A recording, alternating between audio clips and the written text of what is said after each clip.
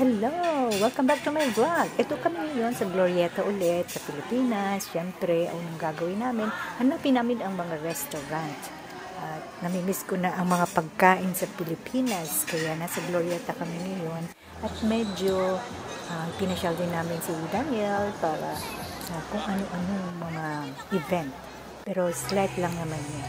In the evening, bago kami umuwi, nagstay kami sa isang area sa Glorieta kung saan merong mga booth at meron ding malaking monitor din na nagpapakita ng mga K-pop group, singing group.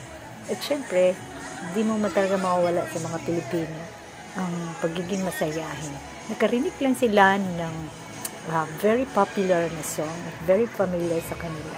Ayan, nagsayawan na sila. So, kaya binidyo ko sila kasi nakakatuwa sila. Habang si Lloyd nanonood din at medyo ayan, habang yung nasa likod namin ay ang sayang nakikipagharutan sa isa't isa at sumasayaw. So, ito yung namimiss ko, yung ganyang fun na kaagad-agad nagkakaroon ng kasiyahan nawala dito sa Australia. Baka pagtawanan ka o i-bash ka pag ginawa mo ito sa Australia. Pero kaya ito, nakakamiss yung mga ganitong pangyayari. O ayan, ang saya-saya nila.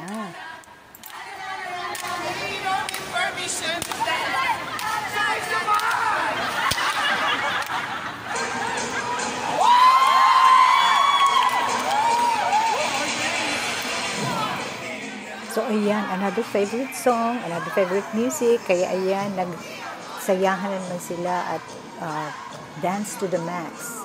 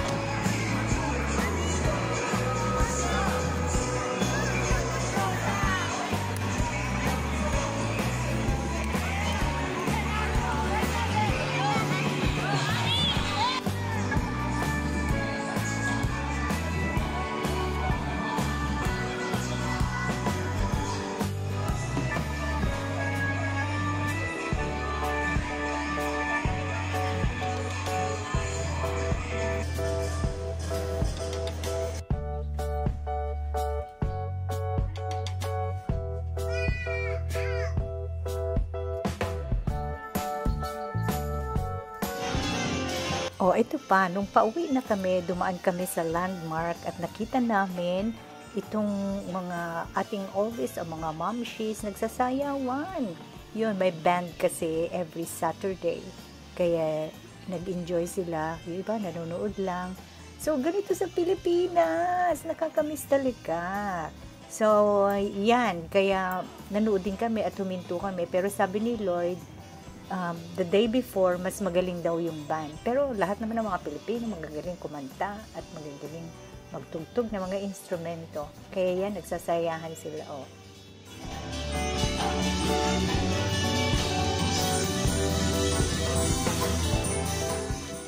Sayang nga lang kasi nung pagdating namin dyan, last song na pala yan. So patapos na sila.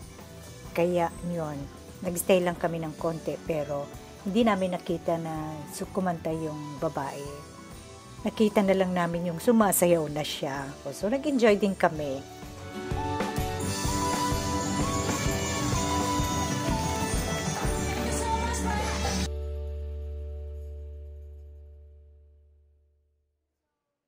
Balik kami ng Glorieta at syempre pumunta kami sa lugar kung saan mag-i-enjoy ang bawat isa.